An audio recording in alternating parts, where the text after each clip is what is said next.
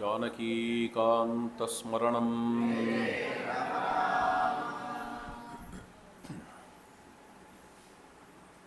कोसलो नाम मुदितः स्फीतो जनपदो महान् निविष्टः सरयूतीरे प्रभूतधनधान्यवान् अयोध्या नाम नगरी तत्रासीत् लोकविश्रुता मनुना मानवेन्द्रेण या पुरी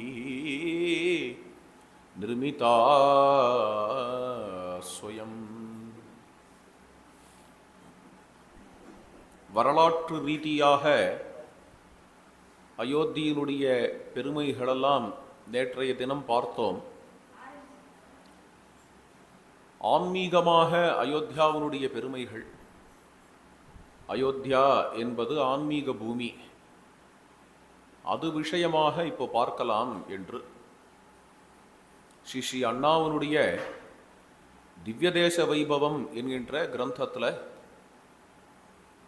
அயோத்தியா மகாத்மியம் ரொம்ப விசேஷமாக வருகிறது.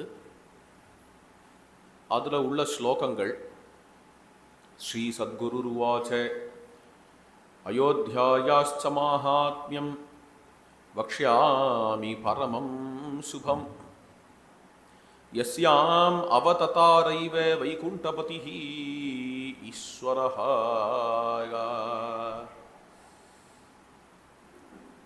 அயோத்தியாவினுடைய மகாத்மியத்தை சொல்லுகிறேன். அயோத்தியினுடைய மகாத்மியம்னு உடனேயே முதல்ல நம்ம எல்லாருக்கும் நினைவுக்கு வருது. இதுக்கு 1000 மகாத்மியம் இருக்கு. முதல்ல நினைவுக்கு வருது என்ன என்றால் ராமர் பிறந்த ஊர். யஸ்யாம் அவததாரைவ வைகுண்டபதிஹ ஈஸ்வரஹா வைஷ்ணவாஹ யத்ர மோதந்தே ராமத்யான பராயணாஹ ததேவ பரமம் தாம சாகேதாக்கியம் மஹீதலேயே. ராமத்யான பராயணர்கள், அப்பேற்பட்ட பரம பாகவதர்கள் இந்த அயோத்தியாவில் நித்தியவாசம் செய்கிறார்கள். சாகேதாக்கியம் மஹீதலே, சாகேதம் என்கின்ற திருநாமம் கொண்ட அயோத்தியா.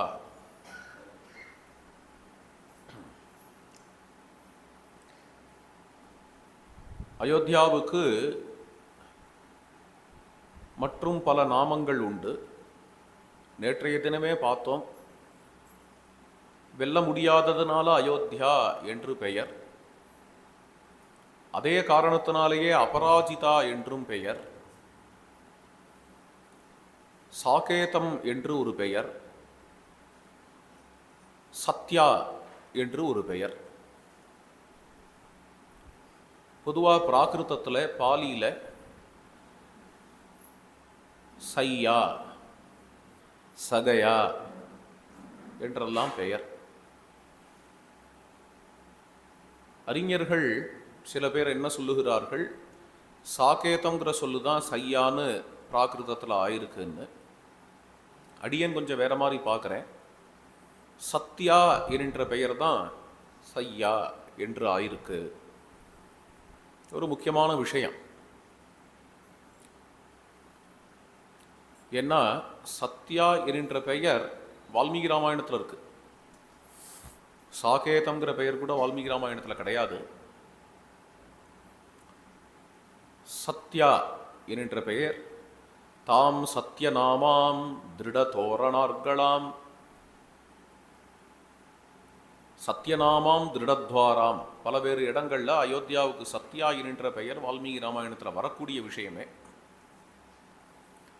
அதுதான் பௌத்த சாஸ்திரங்களில் சையா என்று வருகிறது. இதை தவிர சாகேதம்ங்கிற திருநாமம், சாகேதம்ங்கிற திருநாமம் அயோத்தியாவுக்கு ராமாயணத்தில் வரலையே தவிர,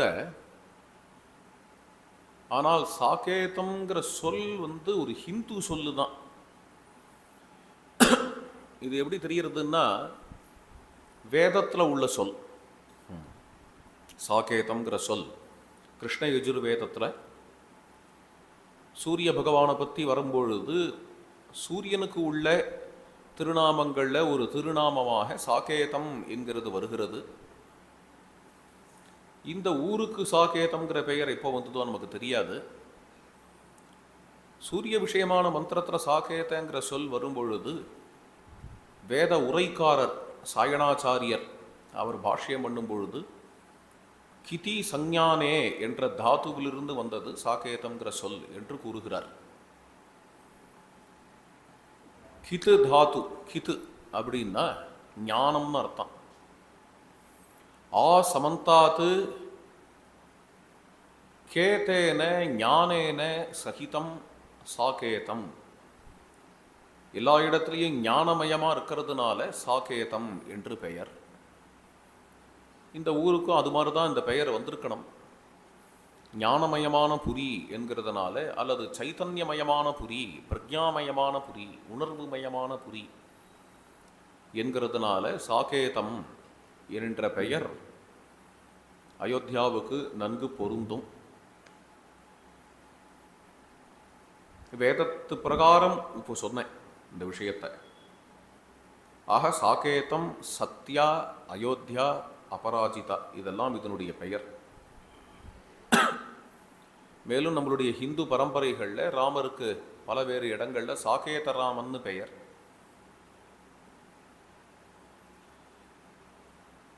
தியாகராஜ சுவாமிகளே சாகேத ராமான்னு நிறைய அழைக்கிறார்.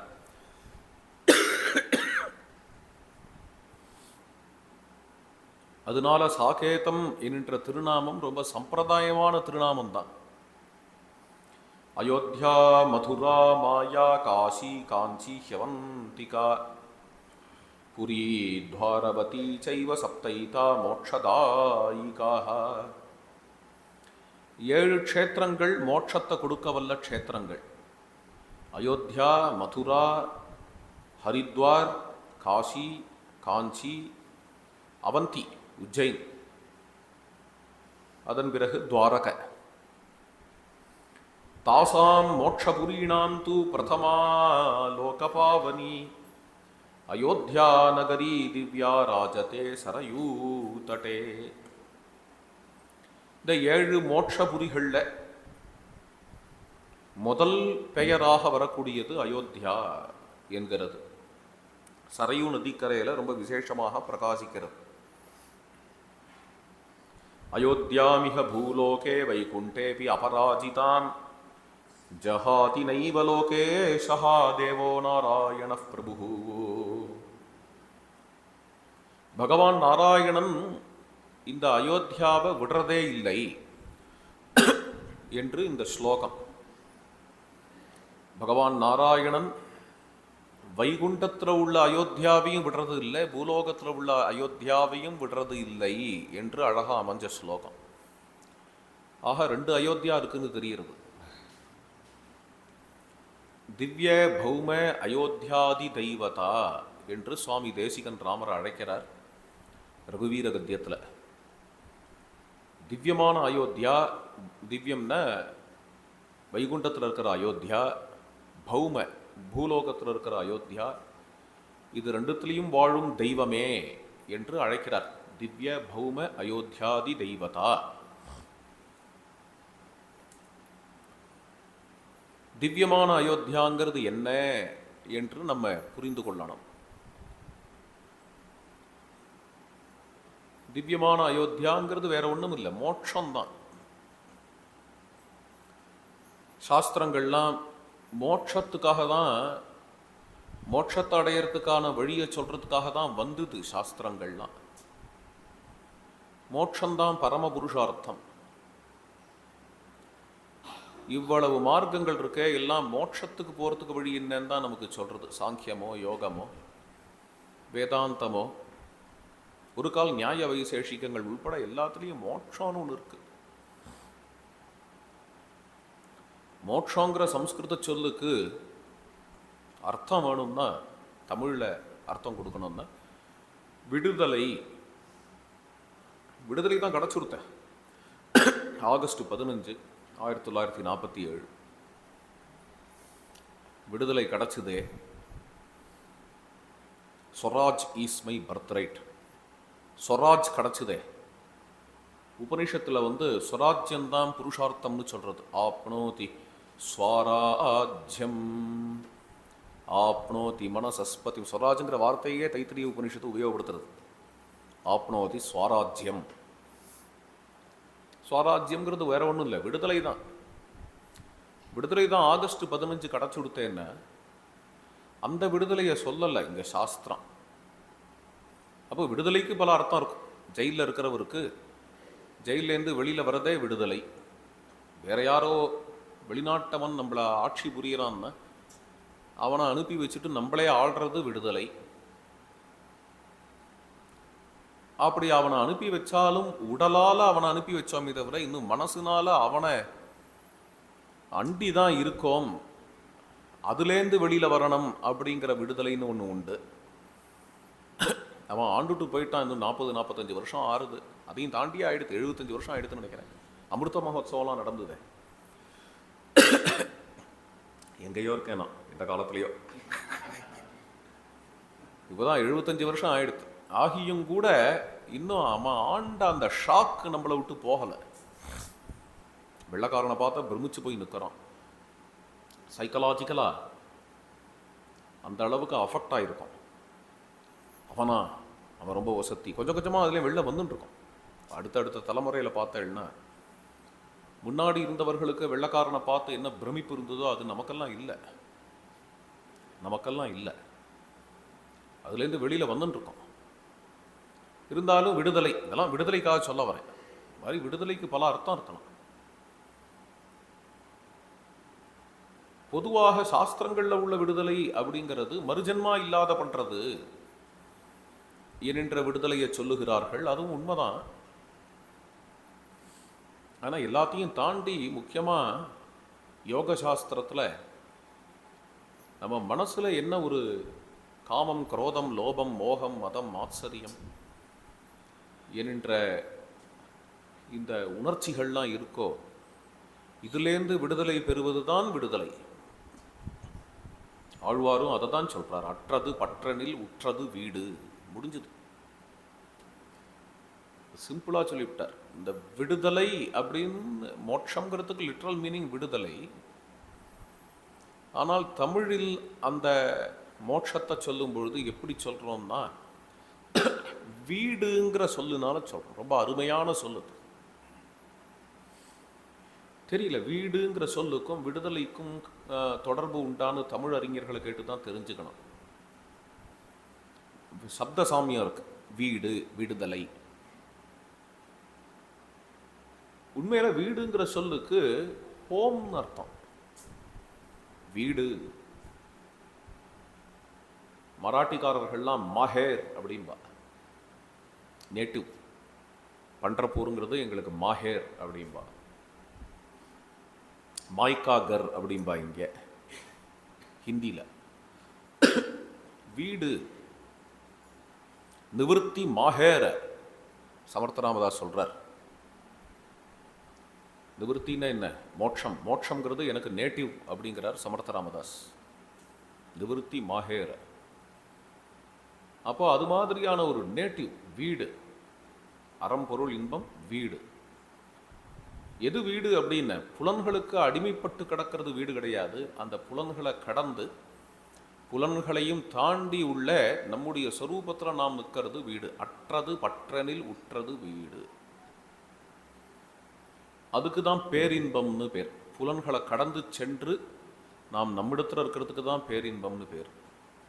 பிறந்ததுலேருந்து சாகர வரைக்கும் நம்ம கிட்டக்க வந்துட்டு போகாத ஒரு விஷயம்னு ஏதாவது ஒன்று உண்டா? பிறந்ததுலேருந்து சாகர வரைக்கும் நம்ம விட்டு பிரியாத இருக்கிறதுன்னு ஏதாவது ஒன்று உண்டா? நம்ம தான். ரொம்ப அருமை. அது ரொம்ப சூக்ஷ்மமான விஷயம். இது எல்லாமே வருது போகிறது. எது வரதோ அது போகுங்கிறது இயற்கை நியதி. நம்ம கிட்டக்க வரதெல்லாம் போகத்தான் போகும். சம்யோகா விப்ரயோகாந்தாக. மோட்சங்கிறது நமக்கு வரக்கூடிய ஒரு விஷயம்னு இருந்தால் அது போகக்கூடிய விஷயமாகத்தான் நிற்கும். அதனால மோட்சம் அனித்தியம்னு ஆயிடும். மோட்சம் நிரந்தரமாக இருக்காது. மோட்சமோ நிரந்தரங்கிறது சர்வசாஸ்திர சம்மதம். எல்லா சாஸ்திரங்களும் ஒப்புக்கொள்கிற விஷயம் மோட்சம் நிரந்தரங்கிறது. ஏதோ ஒரு விஷயம் நமக்கு வரதுனாலே அது போகக்கூடியது, மோட்சமும் வரப்போறதுன்னா அது போகக்கூடியதுன்னு அர்த்தம். அப்போ மோட்சம் அனித்தியமாயிடும். ரொம்ப பெரிய விஷயம் நான் பேசுறது. அப்போ மோட்சம் வந்துட்டு போற விஷயங்கள்ல ஒன்றா இருக்க முடியாது.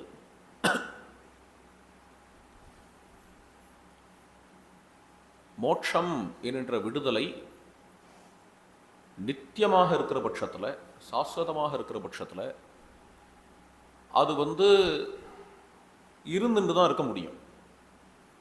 அது நம்ம கிட்டக்க வருதுங்கிறதும் இருக்க முடியாது, நம்ம அதை அடையிறதுங்கிறதும் இருக்க முடியாது. என்ன, எதை எதை அடையிறோமோ அதை இழப்போம். இதுதான் லா ஆஃப் நேச்சர், இயற்கையின் நியதி. எதை அதை அடையிறோமோ அதை இழப்போம். மோட்சத்தையும் அடையிறோன்னு ஆக்கியாச்சுன்னா இழக்கிற காலம் ஒன்று வரும். இந்த டேட்டில் மோட்சம் ஆரம்பிச்சது அப்படின்னா ஏதோ ஒரு டேட்டில் மோட்சம் முடியும் இல்லையா? அப்போ மோட்சத்தினுடைய தன்மையை சங்கர பகவத்பாதாள் ரொம்ப ஆச்சரியமா விளக்கியிருக்கா. மோட்சங்கிறது சொரூபத்துக்கு அயலாக இருக்க முடியாது.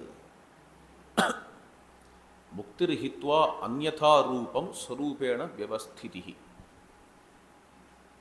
நம்ம ஸ்வரூபத்தை தவிர மற்ற எதுவுமே நம்ம கிட்டக்க வந்துட்டு போகிறது தான், அல்லது நம்ம போய் அடையிறது தான். ஸ்வரூபம் ஒன்று தான் நம்மளோட இருந்துட்டே இருக்கிறது. அப்போ மோட்சம் சாஸ்வதங்கிற பட்சத்தில் மோட்சம் ஸ்வரூபத்துக்கு அயலாக வேற ஒன்று இருக்க முடியாது. மோட்சம் ஸ்வரூபமாக தான் இருக்க முடியும். மோட்சம் ஜடமான பொருட்களால் ஆனதாக இருக்க முடியாது. ஏன்னா ஜடமான பொருட்களால் ஆனது எதுவுமே ஆரம்பிக்கிறது, முடிகிறது, அழிவு உடையதாக இருக்கு. இதெல்லாம் நாம் பார்க்கிறோம். மோட்சம் ஜடமாக இருக்க முடியாது. ஸ்வரூபம் ஜடம் கிடையாது, ஸ்வரூபம் சைதன்யம். மோட்சமும் ஸ்வரூபங்கிற பட்சத்தில் மோட்சங்கிறது சைதன்யமாக தான் இருக்க முடியும், மோட்சங்கிறது ஞானமாக தான் இருக்க முடியும். அதனால தான் சாகேதம்ங்கிற பெயர் மோட்சத்துக்கு பொருந்தும். கிதி சஞ்ஞானே, சாகேதம்னா ஞானமயம் என்று அர்த்தம், அது பொருந்தும். அப்போ இந்த மோட்சம் நம்முடையவே ஸ்வரூபமாக இருக்கக்கூடிய மோட்சம் இருக்கே, அந்த விடுதலை, அந்த மோட்சம்தான் மோட்சம் என்று பார்க்க முடியும்.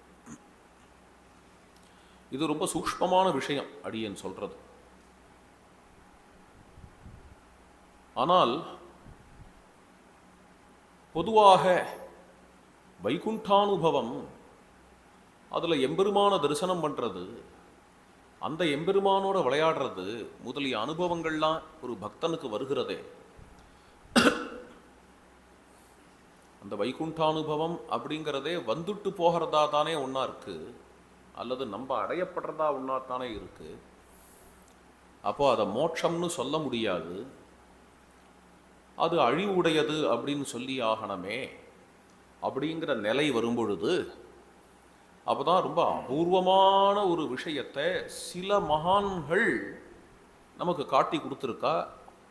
யாரோ கோடியில் சில மகான்கள் தான். அப்படிப்பட்ட மகான்களில் ஸ்ரீ ஸ்ரீ அண்ணாவும் ஒருவர். அது என்னன்னா, வைகுண்டமே ஸ்வரூபந்தான் என்கின்ற ஒரு விஷயம். வைகுண்டம் என்கிறது ஜடத்தில் ஒன்றா. இப்போ ஒரு மண்டபம் இருக்குது அப்படின்னு வெளியில் பார்க்கக்கூடிய ஒரு மண்டபம் ஜடமாக இருக்கு இல்லையா? வைகுண்டம்னா உடனேயே ஒரு ஜடமான பில்டிங் அப்படின்னு நம்ம சொல்லிட்டோம்னா அது ஒரு ஜடம்னு சொல்லியாச்சு அப்படின்னா ஜடம் அழியக்கூடியது, உடனே வைகுண்டத்துக்கு அழிவுங்கிறது ஏற்படும்.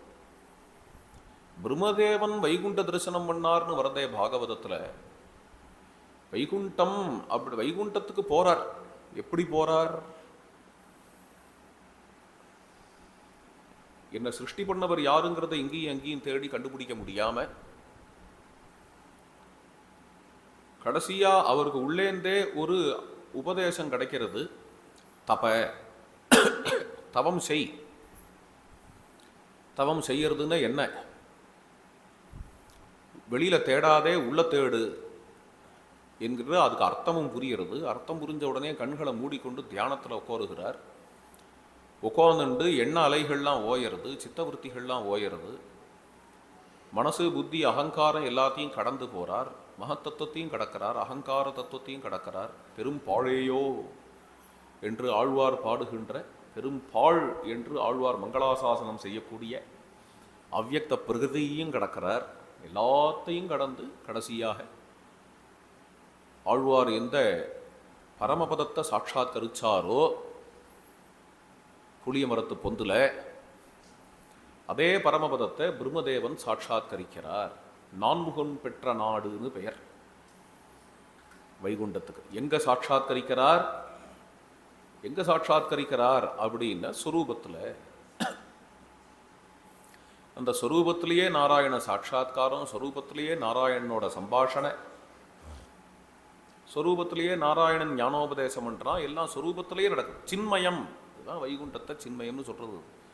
திவ்யம்ங்கிறதுக்கோ அபராகிருதம்ங்கிறதுக்கோ சின்மயம்ங்கிறதுக்கோ இதுதான் அர்த்தம். அப்படி இருந்தால் தான் வைகுண்டம் நித்தியமாக இருக்க முடியும். ஆக மோட்சத்தில் இந்த பக்தர்கள் எந்த ஒரு மோட்சத்தை அனுபவிக்கிறாளோ அதுவும் அனித்தியம் கிடையாது, அதுவும் சொரூபந்தான். நாராயணன் வாசுதேவன் நம்முடைய சொரூபபூதமாக இருக்கிறார். நாம் பகவத் சேஷதைக ரசமாக இருந்து பகவானை அனுபவிக்கிறோம் என்கின்ற ஒரு ஆச்சரியமான விஷயம் மோட்சத்தை பற்றி பாடியன் சொல்றது. இந்த மோட்சத்துக்கு பொதுவாக ஆகமங்களில் வைகுண்டம் என்று பெயர் இல்லையா? யாரோ சில பேர் ஒருத்தருக்கு ஒருத்தர் பேசிண்டா, மோட்சங்கிறது வைகுண்டமா, மோட்சங்கிறது கைலாசமா? சில பேர்கள்லாம் மோட்சத்துக்கு கைவல்யம்னு பேர் வச்சிருக்கா. கைவல்யமா? கைவல்யம் தான் மோட்சம், வைகுண்டம் தான் மோட்சம், கைலாசம் தான் மோட்சம் என்று பேசின்றார்கள். அப்படி பேசின்னு இருக்கும் பொழுது நான் அங்கே இருந்தேன். என்னை பார்த்து நீங்கள் என்ன சொல்கிறீங்கன்னு கேட்டேன். எனக்கு அதெல்லாம் பற்றிலாம் தெரியாது. என்னை பொறுத்த வரைக்கும் அயோத்தி தான் மோட்சம்.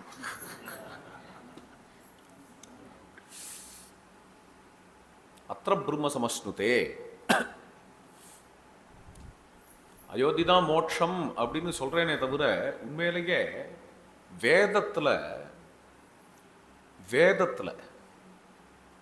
மோட்சத்துக்கு அயோத்தின்னு பெயர். வைகுண்டம் முதலிய சொற்கள்லாம் ஆகமத்தில் இருக்கலாம். ஆகமங்கள்லாம் ரொம்ப பிரமாணம் தான், ரொம்ப பிரதான பிரமாணம் தான் நம்மளுக்கு. இருந்தாலும் வேதம்ங்கிறது எல்லாத்துக்கும் ஆதாரம். கிருஷ்ண யஜுர்வேதம் மோட்சத்துக்கு அயோத்தியாங்கிற பேரை வச்சிருக்கு.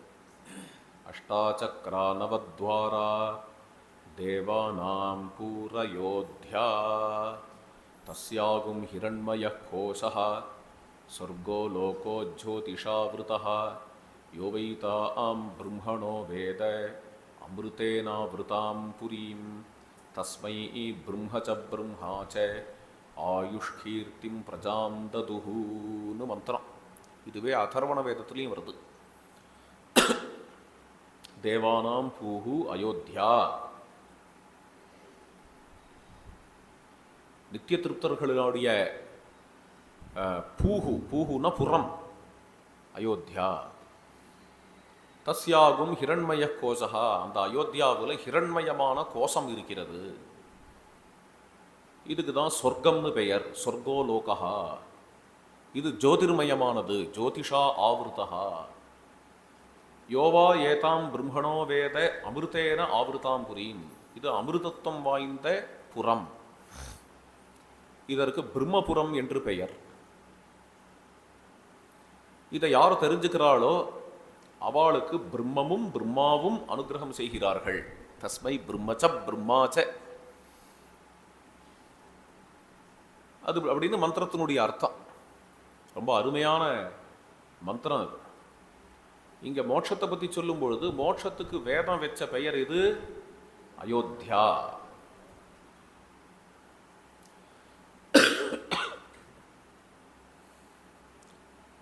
இந்த அயோத்தியான்னு சொல்லும் பொழுது இந்த அயோத்தியா எங்க இருக்கிறதா வேதம் சொல்றது அப்படின்னு ஸ்வரூபமா இருக்கிறதா? வெளியில உள்ள ஒரு டவுனையோ சிட்டியையோ காட்டி வேதம் அயோத்தியான்னு சொல்லல. ஸ்வரூபத்தை காட்டுறது, சின்மயமான அயோத்தியாவை சொல்றது. கேலதி மம ஹிருதயே ஸ்ரீராமஹா. சதாசிவ பிரம்மேந்திராள்னு பரமஹம்சாள் ஞானிகள் சதாசிவ பிரம்மேந்திராள் பாடுறார், என்னுடைய ஹிருதயத்துல விளையாடுகிறார் ராமர். அப்படி சொல்லும் பொழுது தஹராகாச அயோத்தியா விஹாரி அப்படிங்கிறார். இந்த ஜடத்தை நோக்கக்கூடிய புலன்கள், இந்திரியங்கள், இதை தாண்டிய சிதாகாசம் இருக்கே, இந்த சிதாகாசமாகிய அயோத்தியாவில் வாசம் பண்ணக்கூடிய விஹாரியா இருக்கக்கூடிய ராமர். தஹராகாச அயோத்தியா விஹாரி ஸ்ரீராமஹா கேலதி மம ஹிருதயே என்று பிரம்மேந்திராள் பாடுகிறார். இதுதான் அயோத்தியா. இந்த ஸ்வரூபம் அயோத்தியா. அந்த ஸ்வரூபமே மேனிஃபெஸ்ட் ஆறது மேல. பூலோகத்திலையும் சில வைகுண்டங்கள்லாம் இருக்கு இல்லையா? வைகுண்டம்ங்கிறதே ஸ்வரூபம். குண்டம்னா நேரோனஸ். விகுண்டம் அப்படின்னு நேரோனஸ் போயிடுத்துன்னு அர்த்தம். அதாவது குறுகிய தன்மை. குறுகிய தன்மை போயிடுத்து. இந்த குறுகிய தன்மை போயிடுத்து அப்படிங்கிறது தான் உங்களுக்கு வைகுண்டம் என்று பெயர். பிரம்மதேவன் எந்த ஹிருதயாகாசத்துல வைகுண்டத்தை தரிசனம் பண்ணாரோ, நம்மாழ்வார் எந்த ஹிருதயாகாசத்துல வைகுண்டத்தை தரிசனம் பண்ணாரோ அப்படிப்பட்ட ஸ்வரூபபூதமான வைகுண்டம். அதுக்குள்ளேயே ஒரு பக்தன் தன்னோட பெருமாளோட விளையாடி கொண்டிருக்கிறான். கேலதி மம ஹிருதயே ஸ்ரீராமஹா. உள்ளுக்குள்ளேயே ஹிருதயத்திலேயே ராமாயண மாமா பரனூர்லேயே அயோத்தியாவை பார்த்தார் இல்லையா? ராமபத்ர தீட்சிதர் திருவிசலூர்லேயே அயோத்தியாவை பார்த்தார். ஹிருதயத்தில் உள்ள அயோத்தியா. அயோத்திக்கே அவர் அழைச்சிட்டு வந்தார். யார? ராமாயண மாமாவை. இந்த அயோத்திக்கு, இந்த அயோத்தியை பார்க்கணும்னு மாமாவோட பிள்ளை கல்யாணராமன் மாமா, மாமி எல்லாரும் ஆசைப்பட்டா. அதனால குடும்பமா எல்லாரும் அயோத்தி போலான்னு அவள்லாம் கேட்டுண்டா. மாமாவும் கலந்துட்டார். கலந்துட்டு மாமா அயோத்திக்கு வந்துட்டார். வந்துட்டு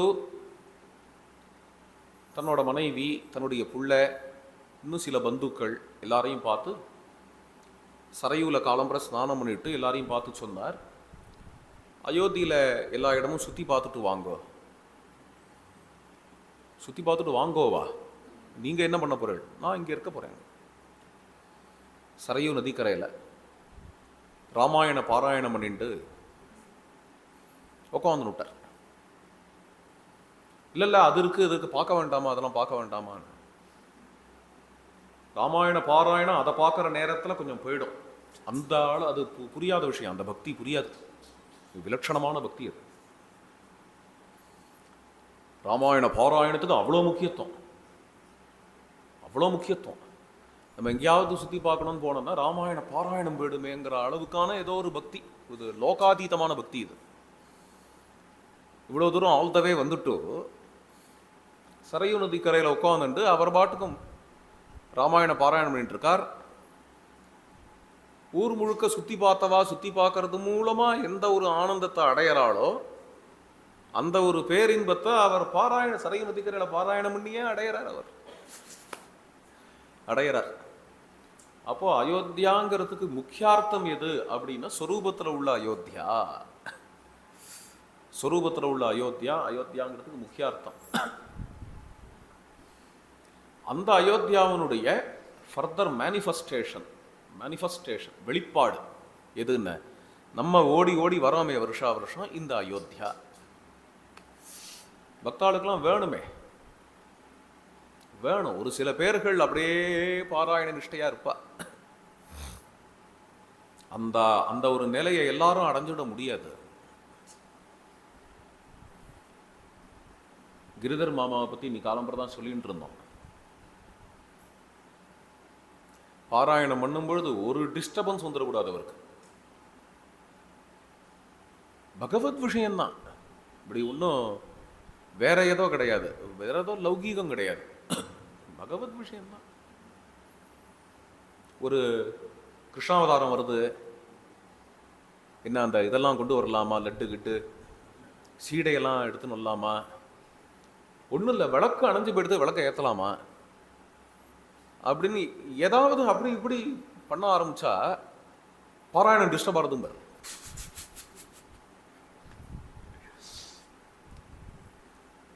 பாராயணம் நிஷ்டையா நம்ம உட்காந்துட்டு இருக்கோம். பாராயணம் பண்றோமா வேற என்னத்தையும் பண்ணிட்டு இருக்கோமா? அது எழுந்து போய் இப்படி பண்ணி அப்படி பண்ணி உட்காந்து கேளு பாராயணத்தை அப்படின்னு அப்படி ஒரு ஃபோக்கஸ் அப்படி இருக்கும். அது ஒரு லெவல், பெரிய லெவல், அது ரொம்ப பெரிய லெவல். ராமாயண மாமாவானா அப்படி இருப்பார். ஆனா நமக்கெல்லாம் ஓடி ஓடி போய் பார்க்கணும். அப்புறம் கிருஷ்ணாவதாரம் வரும்போது குழந்தை கண்ணனுக்கு ஏதாவது நைவேத்தியம் பண்ணணும். அது எல்லாம் சேர்ந்துதான் பக்தி. கோலங்கள்லாம் போடணும், கொண்டாடணும், எல்லாத்துக்குமாகவும் சேர்ந்து ராமச்சந்திர பிரபுனுடைய லீலா ஸ்தலம் கண்ணுக்கு எழுத்தாப்புல நம்முடைய ஊனக்கண்ணுக்கு கூட தெரியுற மாதிரி ஞானக்கண்ணாலேயே பார்க்கக்கூடிய சொரூபபூதமான அயோத்தி ஊனக்கண்ணுக்கும் தெரியுற மாதிரி எழுத்தாப்புலையும் நிற்கிறது. அதுதான் நம்ம பார்க்குற அயோத்தியா. இந்த அயோத்தியா ஞானிகள்லாம் ஹிருதயத்தில் எந்த அயோத்தியாவை பார்க்குறாளோ அந்த அயோத்தியாவை எழுத்தாப்புலையும் பார்க்குறோம் என்று இந்த அயோத்தியா நிற்கிறதுங்கிறது அயோத்தியாவுடைய ஆன்மீகம்.